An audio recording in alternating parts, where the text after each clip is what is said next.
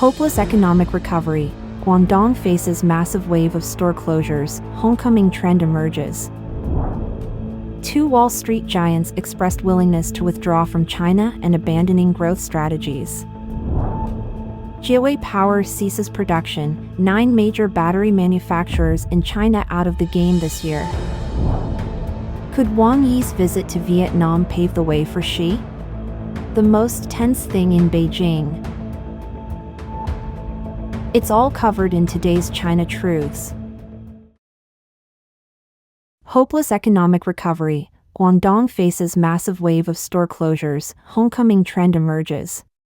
The economic situation in China is worsening, and Dongguan, renowned as the world's factory, is witnessing an ongoing closure of foreign-funded businesses.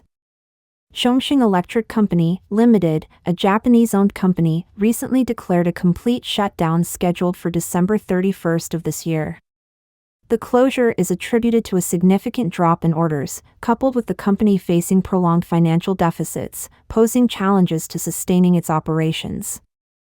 Chongqing Electric, a well-established Japanese-owned company with a 30-year history, specializes in material processing and the production of various electronic products like sockets, wires, LCD panels, and electronic game consoles.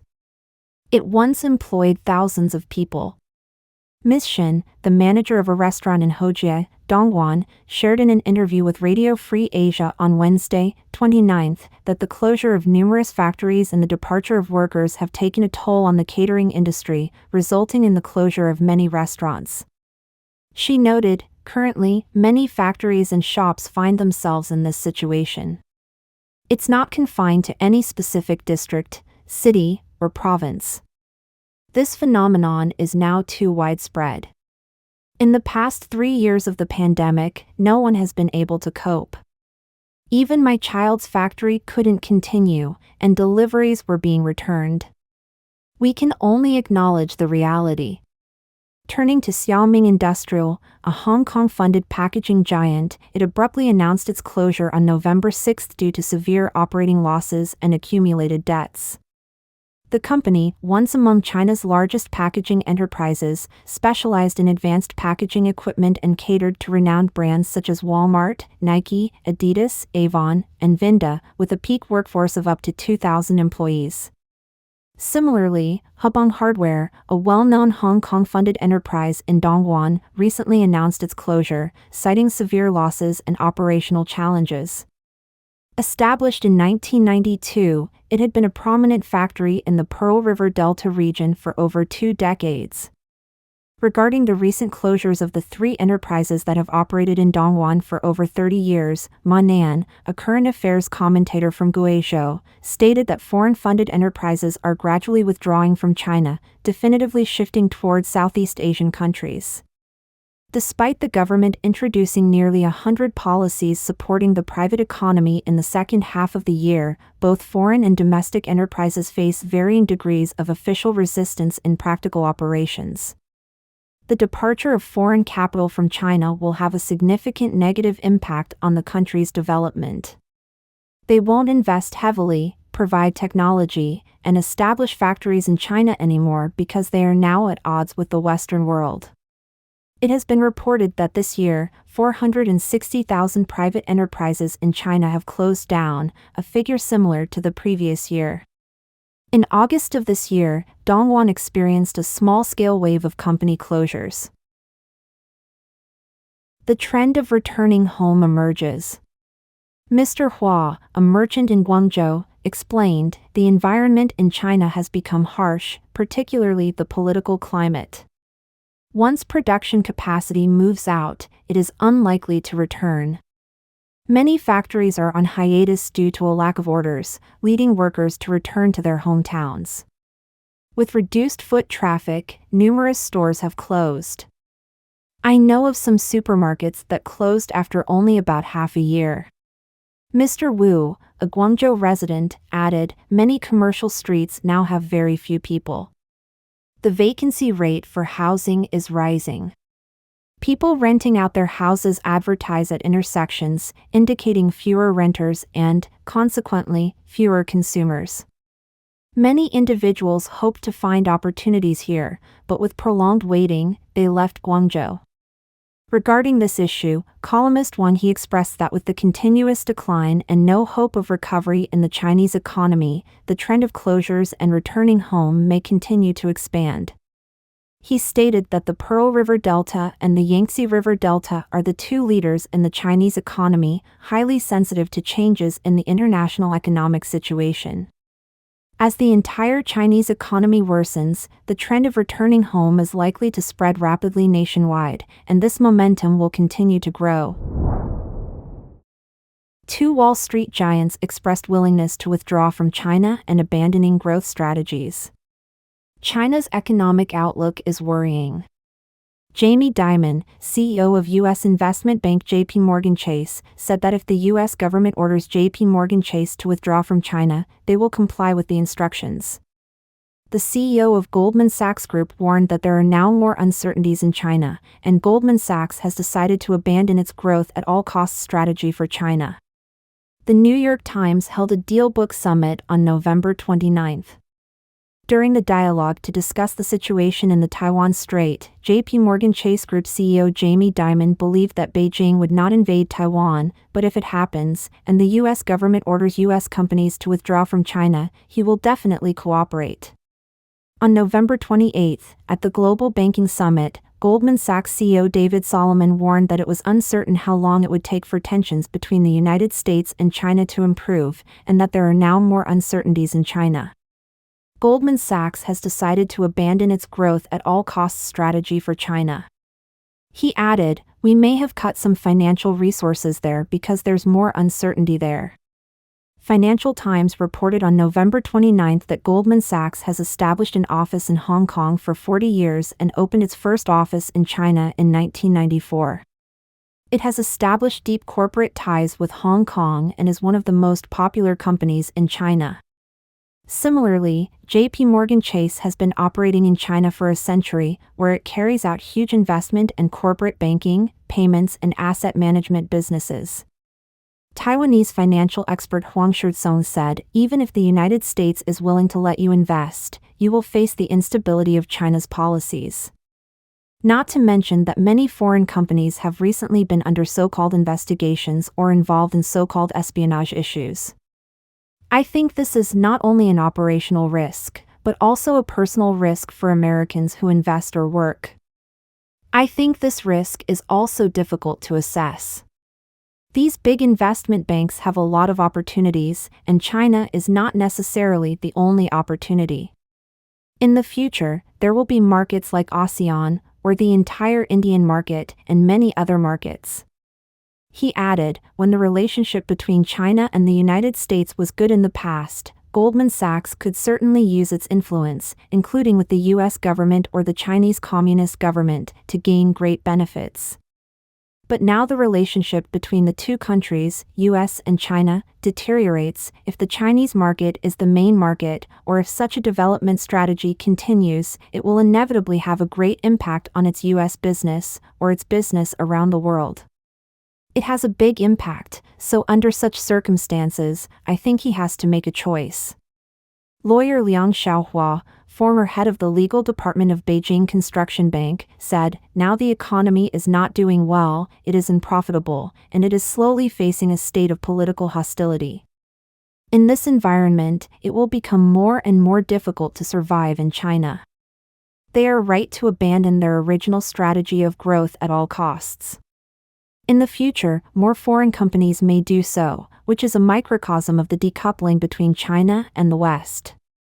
Western banks have been deeply involved in China for many years. However, as the relationship between the United States and China becomes increasingly tense, China's business environment deteriorates, China's total population is shrinking, the birth rate is declining, and the population structure is aging. The willingness to reduce the Chinese market is becoming more and more obvious. While foreign investment continues to withdraw from China, Chinese Communist Party leader Xi Jinping used his trip to the United States this month to express goodwill to American business leaders. However, outsiders believe that he failed to appease the U.S. business community, which is deeply uneasy about the increasingly severe business environment in mainland China. Jiewei Power ceases production, 9 major battery manufacturers in China out of the game this year. China's economy is currently facing a significant downturn, and this economic turmoil has now extended to the electric vehicle (EV) battery sector, where companies are actively participating in an elimination race. Surprisingly, within the first 10 months of this year, 9 EV battery manufacturers have already been ousted from the competition. Adding to the concerning trend, Jiewei Power, a major player in the sector, has recently announced a production halt. Specifically, the company, with a registered capital of 1.21 billion yuan, approximately $170.8 million, has purportedly circulated an internal notice indicating a cessation of operations at its Tianjin facility starting from December 1st. During this production hiatus, non-frontline employees will be on leave, while frontline workers will undergo unified decommissioning training. Speculations reported by mainland media suggest that Jiewei Power might not be entirely shutting down and could explore strategic investments by year-end. However, the news of the production stoppage has cast a shadow over the future of this EV battery manufacturer.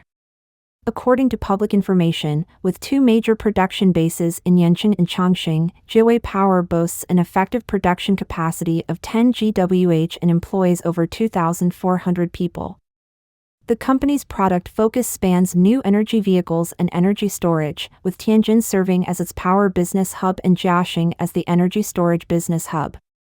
Recent reports from mainland media, citing data from the China Automotive Power Battery Industry Innovation Alliance, indicate that there are currently 48 power battery enterprises supporting the mainland's new energy vehicle market, down from 57 at the end of 2022. This suggests that 9 battery enterprises have been eliminated in the first 10 months of this year. An industry insider disclosed that mainland China's power battery industry is grappling with overcapacity, entering a fierce internal consolidation phase. In the future, the top 5 companies are expected to capture over 90% of the market, leaving many small and medium-sized enterprises in the power battery sector facing inevitable reshuffling.